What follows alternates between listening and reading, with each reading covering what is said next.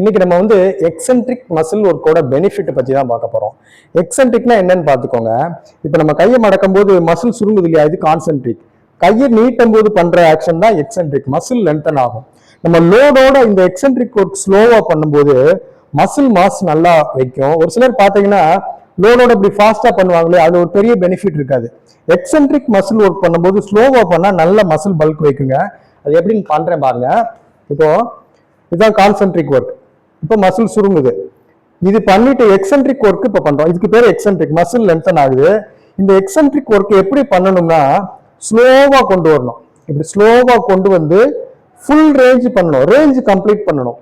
Range complete பண்ணும்போது உங்களுக்கு muscle ஹைப்போட்ரோஃபின்னு சொல்லுவோம் இல்லையா, மசில் மாஸ் அது நல்லா வைக்கும். இப்போ பாருங்க அது எப்படி பண்றது பாருங்க. ரெண்டு கையிலையும் பண்றேன்.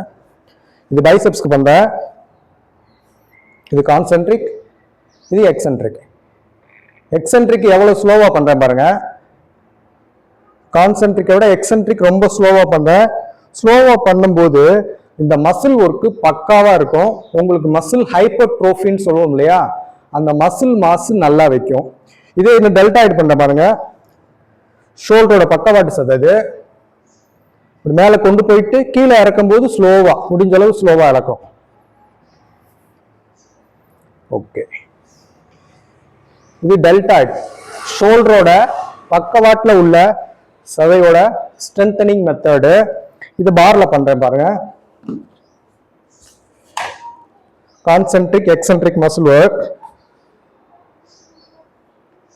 எக்ஸென்ட்ரிக் பண்ணும்போது ஸ்லோவா பண்றேன்.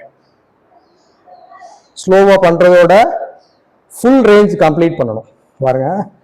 இது கான்சென்ட்ரிக், எக்ஸென்ட்ரிக் போகும்போது ரேஞ்சு கம்ப்ளீட் பண்றோம். எஸ், இப்படி பண்ணீங்கன்னா மசில் ஹைப்பர்ட்ரோஃபி அப்படின்னு சொல்லுவோம் இல்லையா, மசில் மாஸ் அது வைக்கக்கூடிய தன்மை நல்லா இருக்கும். அதோட சேர்ந்து ப்ராப்பர் புரோட்டீன் எடுக்கணும். ஓகேங்களா?